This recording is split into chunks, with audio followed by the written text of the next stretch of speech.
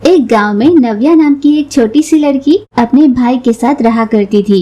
एक दिन जब उसका भाई रो रहा था तो दूध की बोतल लाकर उसे दूध पिलाने लगी और उससे कहा, भाई, माँ ने तुझे मेरे हाथ में सौंपा और चल बसी। तू कब बड़ा होगा रे? तुझे पाल पोस कर बड़ा कर बड़ा अफसर बनाऊंगी, फिर मेरी जिम्मेदारी खत्म हो जाएगी। पर तुझे पालने का काम मेरे लिए बहुत मुश्किल होता जा रहा है। एक तो मेरी उम्र इतनी नहीं है और न ही छोटे बच्चों को पालने का अनुभव है, पर इन कारणों की वजह से मैं तुझे नजरअंदाज भी तो नहीं कर सकती ना भाई।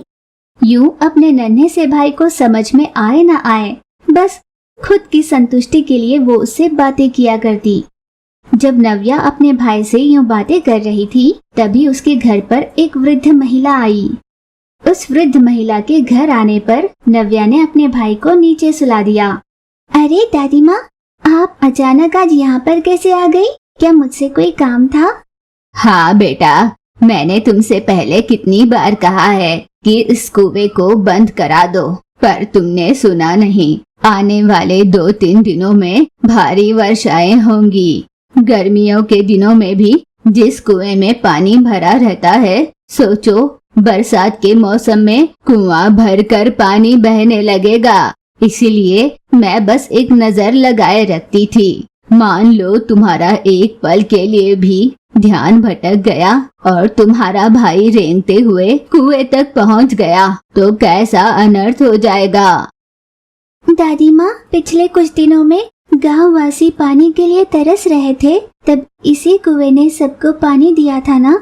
ऐसे कुएं को आप बंद करने के लिए कह रही हो। सारी बातों को ध्यान में रखकर भविष्य की सोचने वाली आप ही अगर ऐसा कहोगी तो कैसे चलेगा दादी माँ? तभी तो बेटा आगे की सोच पाती हूँ, इसीलिए तुम्हारे भाई को लेकर चिंता थी मुझे। इस कुएं से तुम्हारे भाई को खतरा जरूर है, आगे तुम्हारी मर्जी। उसके जाने के बाद नव्या मन ही मन यूं सोच रही थी, अगर दादी माँ कह रही है तो जरूर इसमें कोई तो सच्चाई होगी ही।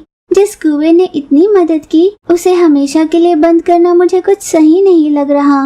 मुझे कुछ और सोचना होगा। इस कुएं को बंद करने के बजाय क्यों न मैं इस कुएं पर लोहे का एक ढक्कन बिठा दूं, उससे किसी को भी किसी तरह का खतरा नहीं होगा। इसी सोच पर अमल करने के लिए नव्या ने अपने पास जमा किए कुछ पैसे निकाल लिए। उससे लोहे की जालीदार ढक्कन बनवाई और अपने कुएं पर बिठा दिया। हाँ, मैंने कितना समझदारी वाला काम किया है। अब इस ढक्कन की वजह से किसी को कोई दिक्कत नहीं होगी। यूं वो मन ही मन सोच रही थी। कुछ देर बाद वहाँ पर रजनी नाम की एक औरत आई। बेटा नव्या, गांव के सभी लोगों ने तुम्हारे ही कुएं का पानी इस्तेमाल किया था ना। अब हमने पानी बदल कर इस्तेमाल करना शुरू किया तो घर के सभी की सेहत बिगड़ने लगी है। हो सकता है ये पानी बदलने की वजह से ही हुआ है। इसलिए मैं सोच रही थी आज से मैं तुम्हारे ही कुएं से पानी ले जाया करूंगी। अरे मासी जी, इसमें पूछने वाली क्या बात है? पानी लेने के लिए भी क्या आप मुझसे अनुमति लेंगी? आपको जब भी पानी की जरूरत हो आप ले जाया करना। उस दिन से रजनी हर रोज आकर नव्या के घर के बाहर वाले कुएं से पानी ले जाने लगी। एक दिन नव्या को उसके किए मजदूरी के पैसे आने वाले थे, जिसे मांगने वो गांव के जमींदार के घर जाने के लिए निकली। ठीक उसी समय रजनी पानी भरने के लिए उस कुएं के पास आई तो देखा नव्या का छोटा सा भाई उस जालीदार ढक्कन के ऊपर बैठा हुआ था। हे भगवान, ये मैं क्या देख रही हूँ? ये बच्चा कुएं पर चढ़कर कैसे बैठ गया? अगर ये कुएं में गिर गया तो? ठीक उसी समय नव्या भी घर वापस आई। अपने भाई को कुएं के ऊपर चढ़कर बैठा देखा।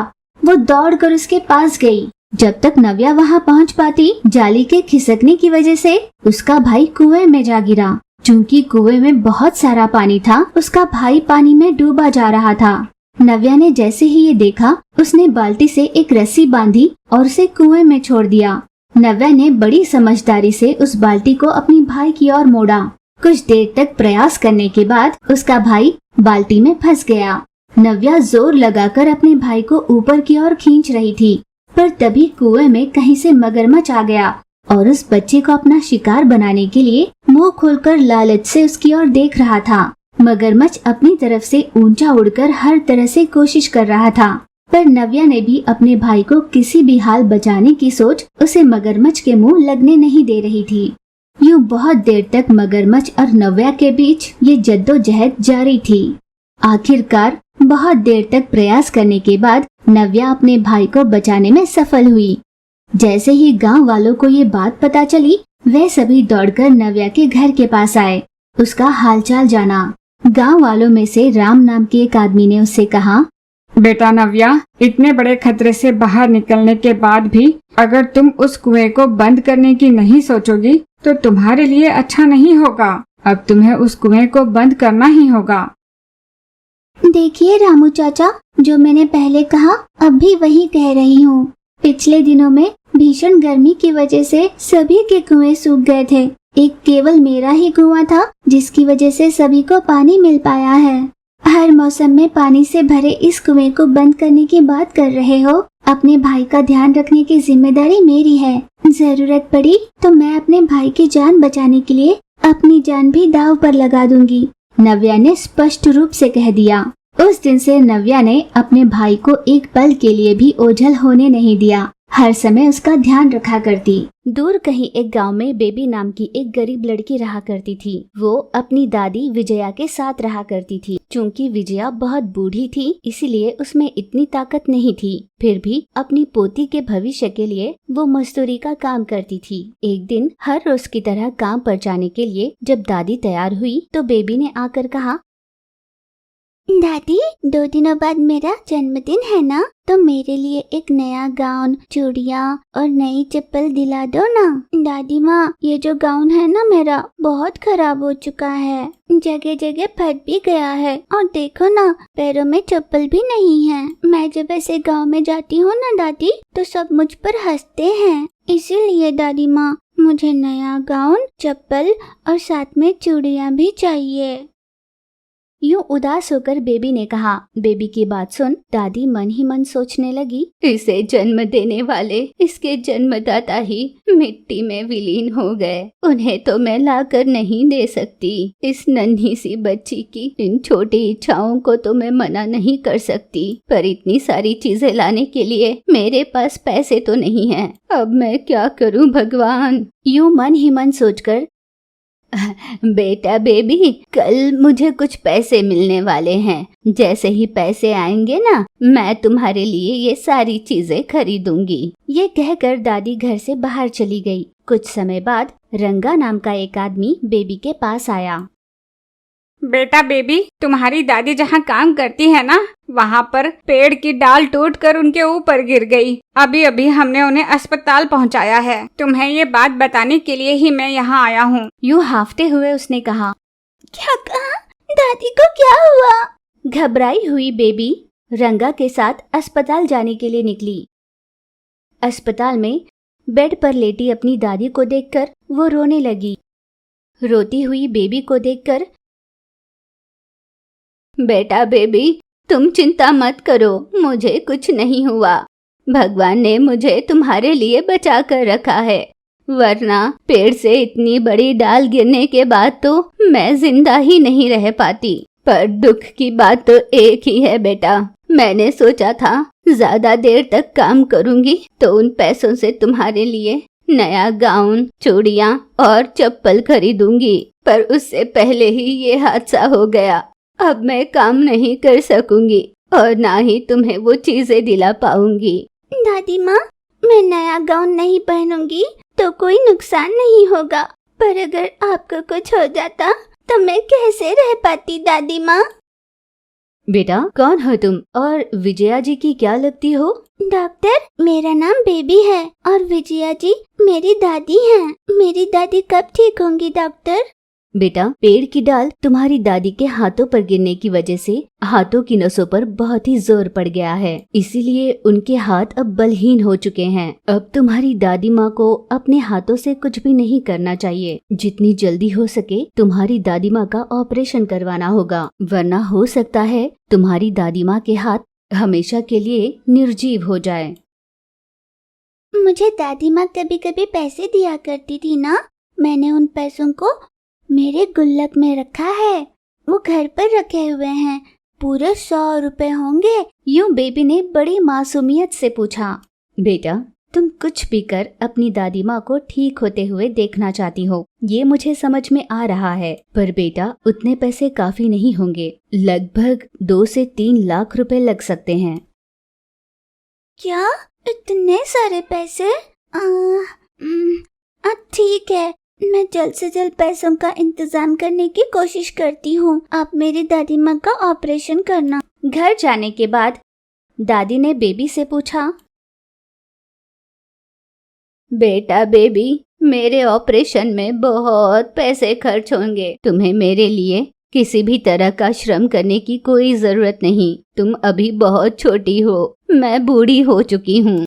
अब नहीं तो कुछ और समय बाद में चली ही जाऊंगी। मेरे बारे में अब चिंता छोड़ दो। तुम अपने भविष्य की सोचो बेटा। यूं बहुत दुखी होकर उसने कहा। दादी माँ, मेरा तुम्हारे अलावा और कोई भी नहीं है ना?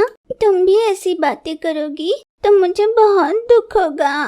इसलिए जितना मुझसे बन पड़े मैं कोशिश करूंगी और तुम्हें मेरे साथ ही रखूंगी। अपने पास खेती है ना दादी माँ? मैं उसमें खेती कर फसल उगाऊंगी कि मेरे साथ अपनी खेती पर चलकर मुझे काम सिखा देना। बस इतना ही करना। अगले ही दिन विजया बेबी को लिए अपनी खेती पर चली गई। दादी माँ, सबसे पहले खेती में जुताई करनी होती है ना, इसलिए अपने पड़ोस में रहने वाले रंगा काका है ना, मैंने उनसे बैल और हल मांगा।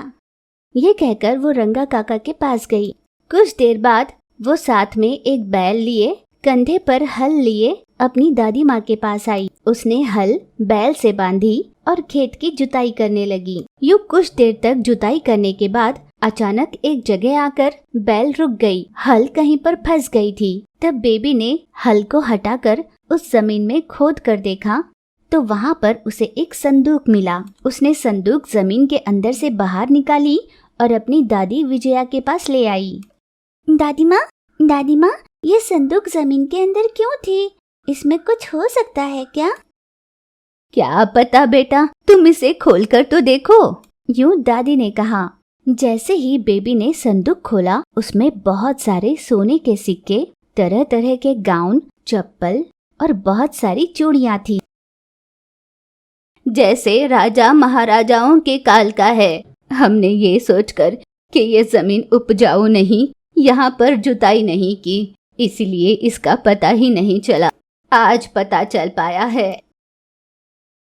ये सोना बेचकर आपके ऑपरेशन के लिए पैसे बन जाएंगे ना?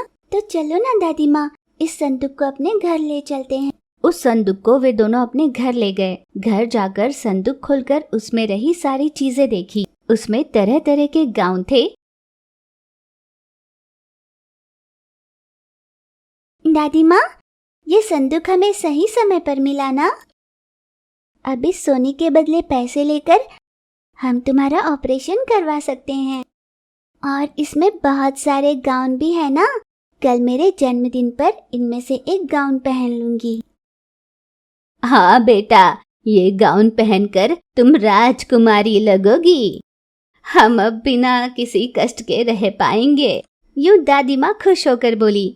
अगले ही दिन अपने जन्मदिन पर बेबी ने नया गाउन, चूड़ियाँ और नई सैंडल पहनकर वो दिखने में किसी राजकुमारी से कम नहीं लग रही थी। दादी माँ उसे देख बहुत खुश हुई। इस तरह अचानक मिले उस संदूक की बदौलत विजया के हाथों का ऑपरेशन भी हो गया और उनकी जिंदगी से सारे कष्ट भी खत्म हो गए।